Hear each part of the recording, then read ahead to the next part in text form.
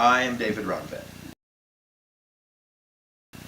Well, I started at the university in 1995, so this is 20 years. Ooh, it's a long time. In honors, I have taught the first year seminar, the very one that everyone takes if they're going to be in honors, both the first and second semester, but not very often, only a little bit recently. The first many, many years I taught here, I didn't teach anything for honors at all. I'm not even quite sure how I ended up teaching for honors. I can't remember if I went over there and said, hey, I have an idea for a class, because one of the great things in honors is that faculty can design classes in those themes, right? You know how they work after the first year course. They have a theme-based kind of overarching thing for each year.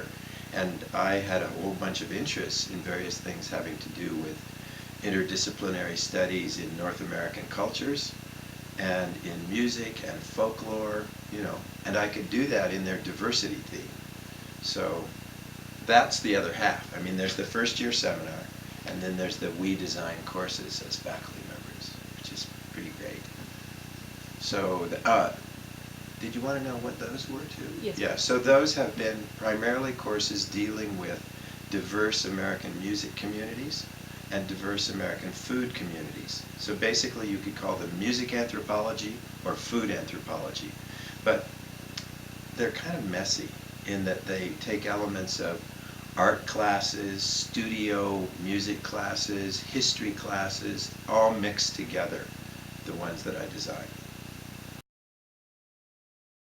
I was an American Studies student as an undergraduate at Reed College, Portland, Oregon. And my primary emphasis there was on the interaction of social history, literature, and political theory. So kind of as that was part of American life. By American there, we meant the United States. I was not doing Latin American studies. It was all North America. Then as a graduate student, I was at the Iowa Writers Workshop, which is a very, studio-based art school education, not scholarly at all. And finally, I was a graduate fellow at the University of Texas at Austin in ethnomusicology and folklore. And that was a great part of how I became educated to teach some of the things I do for honors. While there, my primary emphasis again was American cultures, but Caribbean basin. So I studied Cuba, Louisiana, Texas, Mexico. Oh, boy, that's a long... Well, let's see. At the university, my principal job title or job responsibility is as a faculty member in writing, specifically what is called creative writing in universities, fiction, poetry, nonfiction essays, playwriting, all that kind of thing. So I'm a writer. Principally, I've been a poet. I've published all kinds of things, but not commercially big time particularly. And poets, of course, even the most commercially big time, are big time about the size of a flea, So there's not a lot of money. Many people teach partially, and this is not quite true, but to some extent for me, because it's a way to make a living in America. And in America, we don't have a good health insurance system. So people have often worked many kinds of jobs just to protect their families and themselves in terms of health emergencies. So there's part of that, but not really. All my life I was engaged in education. As an undergraduate, I studied history of American education. I was very interested in what is schooling. Why do we have schools? What do we expect them to do? What's supposed to happen to you when you come out of one? Why were you there? All of that. And when I finished, I was in the Peace Corps in Central Africa, and part of my work there was teaching. And when I finished and came back to the States, I worked in community-based education, like library programs, senior centers, things like that. And that seemed to me really, really important because it mattered to people. A lot of older people, they don't just take a class at their senior center because they're bored and want to find something to do. Sometimes they do that. But often, they're very engaged in trying to understand, why was I alive? what did life mean to me? Why did I bother to live life, kind of? And they're really interested in trying to sort that out, which happens a lot when you take a literature class, a history class, a philosophy class. You're engaged in, what did people think life was? Maybe over the whole last 2,000 years of Western culture, say. And then, what did people think in other cultures we don't know very much about? What did people think in classical Chinese culture about the purpose of life? That was really, really exciting. But also, nobody will pay for it. You know, people do not want to pay people to teach in these community-based developmental programs. But universities, they're real salaries. So I'm of a mixed mind. I love working with younger people. I really do. And especially now I'm like an old guy. And as an older person, it's so fantastic to get to be around younger human beings who often tell me all kinds of things I don't know anything about, because I'm so ignorant of many things of modernity. I live in my little world, and so I get kind of a window into another world, and I hope that I can give them a window into another world too. A world that, if you're 20, you know, things that seem to me like ordinary daily life are ancient history. And so I can talk about things that might otherwise only be in books, from the perspective of a person having lived through many, many things. That's part of it. It's so beautifully engaging to be with people who actually may want to wonder, what's all this for? And that can be, it's not just the humanities field. That can be happening in a chemistry class or a biology class, because you're studying the universe we live in. What's it doing? And what does it care about us?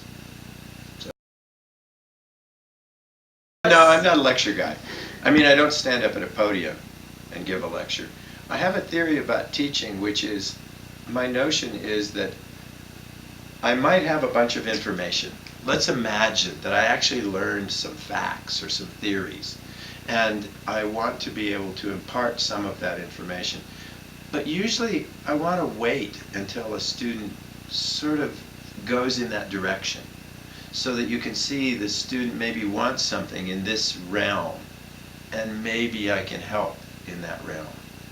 So I kind of think what I should try to do is know as much as possible about whatever it is I'm supposed to be teaching, but then not blab about it too much. Just wait for people to come to this space where they need a certain thing, and maybe I'm available to offer it to them. That seems really important to me. So I like a seminar discussion or active doing. For example, in the honors classes I teach in food and music, if it's a food class, we cook together. We're also doing readings and talking like you would in a standard seminar class, but we're also making meals and eating them together. And that changes conversation and changes the kind of questions people ask. Or in a music class, it's not just theory and history of what did, say, Cajun music mean to Cajuns in terms of their history and their identity as a people, a minority people in the United States. But we're going to play music together, even if you're not musicians. You know, I taught a class last fall for honors that most of the people in it had not played music before, and they made music all fall, and they performed at the end of the term. Their final was a performance together. So that means that questions come up that don't come up just from theory. They come up because you're trying to do something physically, make meals, play a musical instrument. So that's another part of my, when you say what kind of teacher, what is your principle of teaching? Often I think doing and making really lead you to the questions you have to ask. I don't know what tests are. I'm not quite certain. It feels like life is the test. But that's too broad for school. There has to be something else. So for example, in the music course, the final was to perform. I did not ask them to take a written test. We knew in the beginning, you know, I try to set it up so they know in advance what it is. I said, this is not a class in which you will write papers. The kind of things that you do, say, in a standard scholarly course in history, literature, so forth, where you write a paper trying to analyze some concepts and articulate them for yourself. We're not going to do that. The articulation of concepts will come through doing. We will talk about reading, so I want you to read. That's a little bit tricky. I found that over the years now, as I said, I'm old enough and have been here long enough, my personal experience, which is of course idiosyncratic, one guy with not very many students over the years, is that students read less than they did when I began. No, that's not quite right. They're less willing to read the assignments than they were when I began.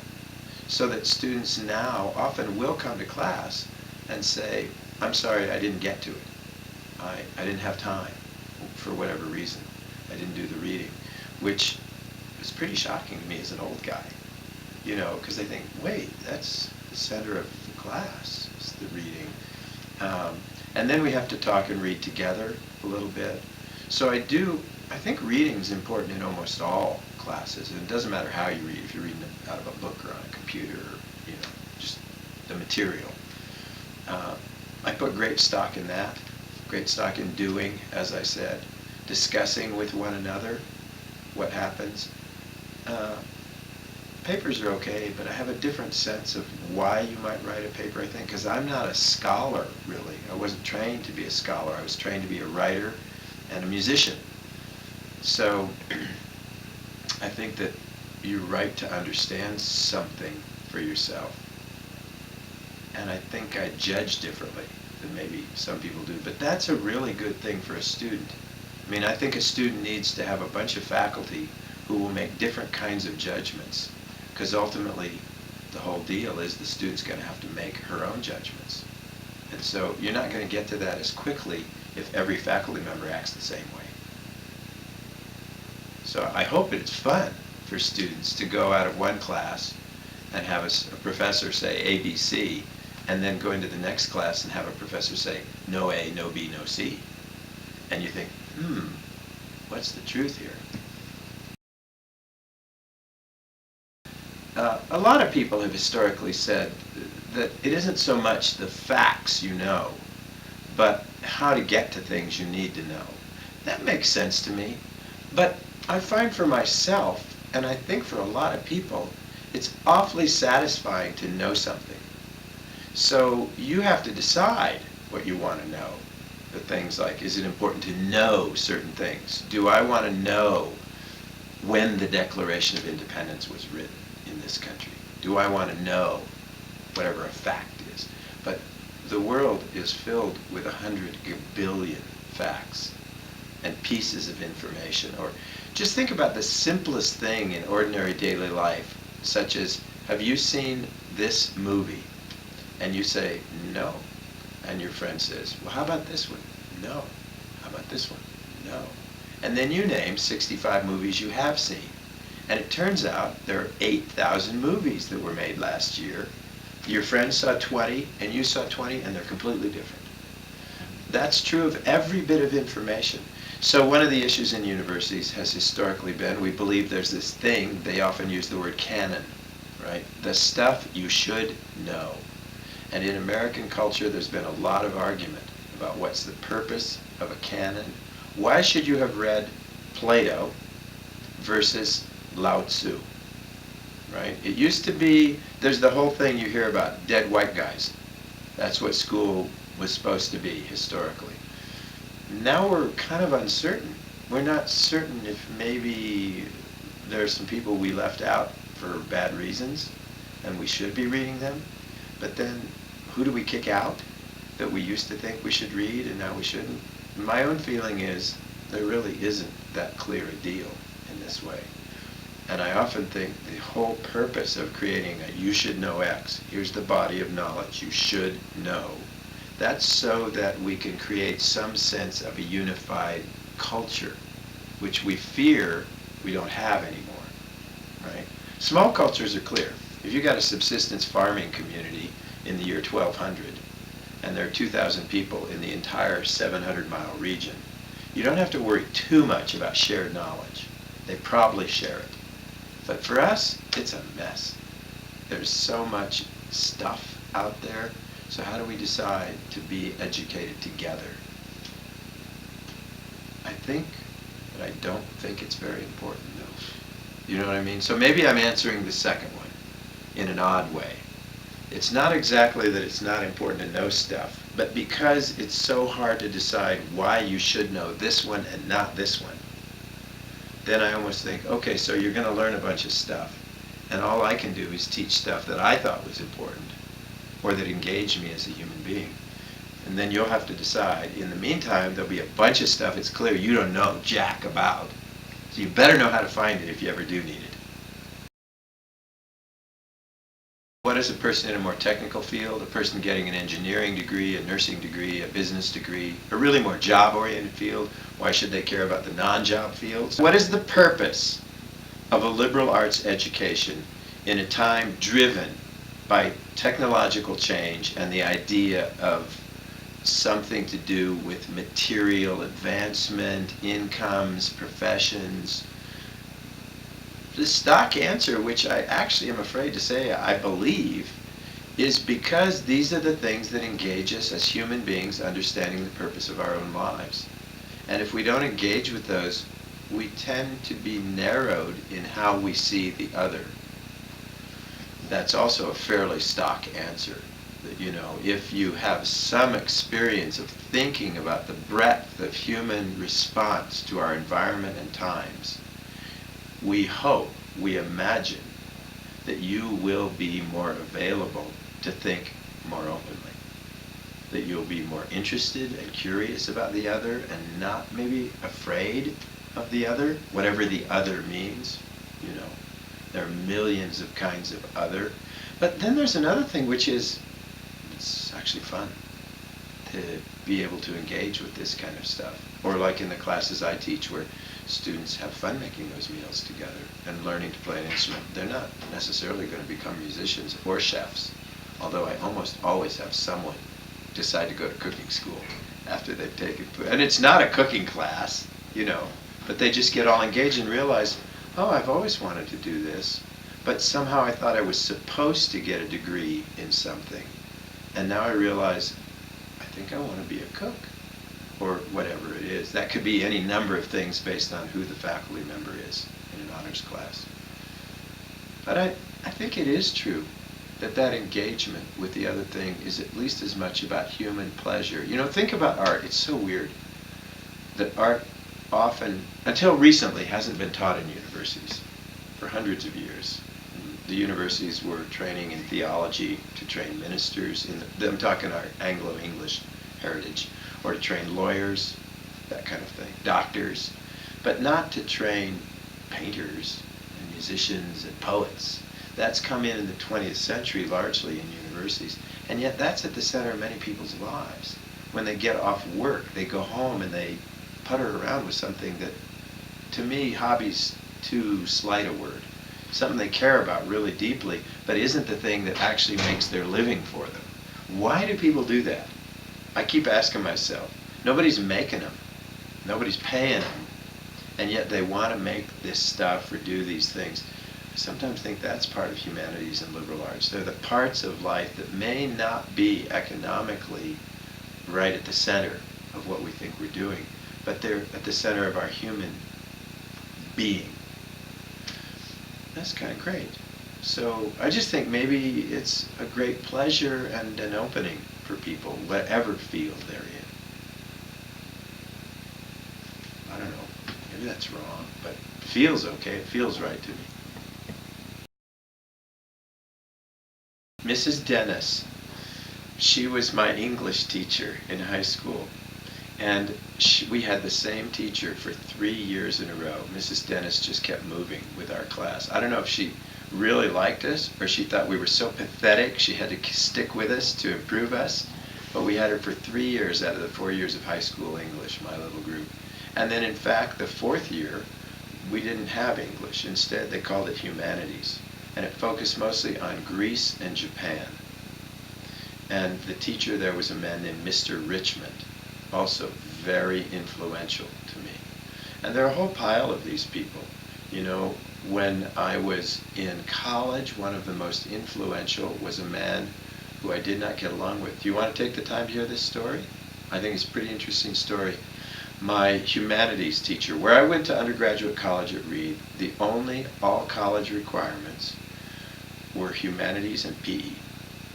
And everything else depended upon what you wanted to study, whatever you majored in. Then the major field had requirements about, yeah, if you're a history major, you're going to take history.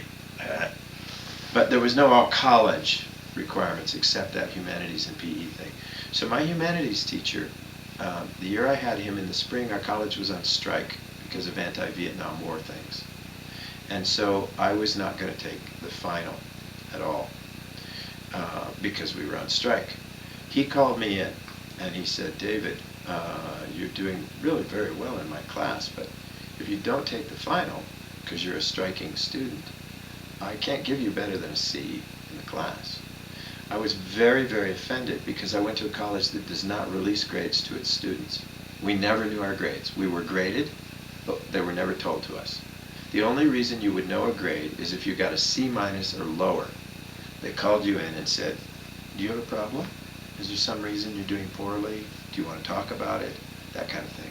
But otherwise, they were kind of trying to figure out this very weird thing, which was grades are destructive of learning because we start focusing on them and not on the learning. But in America, because Reed was a feeder school historically and still is like the #1 feeder to graduate school, like the highest percentage of people with PhDs out of their undergraduate come from Reed and a number of other liberal arts colleges. So they knew that you had to turn in certificates of grades and all that to go to fancy grad school. So they graded you. Well, it was also a violation of honor code to talk about grades. So he called me in and talked to me about my grade. That's completely unethical. All right, so I was mad. And he was an interesting guy. He served in the German army in World War II, a Nazi. But he was a kid. He was drafted into the German army in January of 1945 at age 14 and trained to be a tank commander. So he had a tank. He'd just turned 15 and he was commanding a tank in Berlin when the Allies entered Berlin. And he fled. He abandoned the German army, fled, ended up in the American zone, ended up getting refugee status, came to this country, ended up a professor. And he was very bitter about the history of Nazism in Germany, and he believed that mass movements lead to mass mindlessness. Am I getting to my point? You with me? So when the Vietnam War came around in America, although he personally opposed that war, he did not believe that we should act in mass movements because then we stop thinking. So the thing like an all-student strike, a refusal to take your final in humanity, I was very, very mad and didn't speak to him. And never knew until later I went to grad school and saw my read transcripts and saw that I'd gotten a C in humanities. Then, 24 years go by, and I am on a little book tour for a book of mine, and I'm going to read in Portland, Oregon, and there was a reading scheduled for me at Reed College. So I go to the reading, and who shows up at the reading but my humanities teacher, who's now a very old man. And he comes up to me, and he talks to me, and we go for coffees, and I tell him about my feeling. And I said, you know, at the time I was so mad because of what you said to me and the whole thing about the grade. And then I thought, but you know what? That guy, this was years later, that guy gave me the chance to believe something, and it wasn't very painful. Do you know what I'm saying? In other words, he said, are you going to stand up for what you believe in and take a C? Or are you going to cave and take my exam? I wasn't going to have my arm cut off. There's no big risk to me. A silly grade in one class in school, that doesn't mean very much in the long haul of life. So he gave me a chance to learn how to believe in something. I hope that makes sense. And later, when I told him this, and I said, so I've always wanted to thank you, because years later I realized you gave me this chance to kind of grow up a little bit. And he actually cried and said to me, you don't know how hard that was for me, like to the stupid grading thing, which I didn't even believe in really, but I had such strong beliefs about my own childhood and the Nazis and what a mass movement can do destructively. It was fantastic. So he was an influential teacher.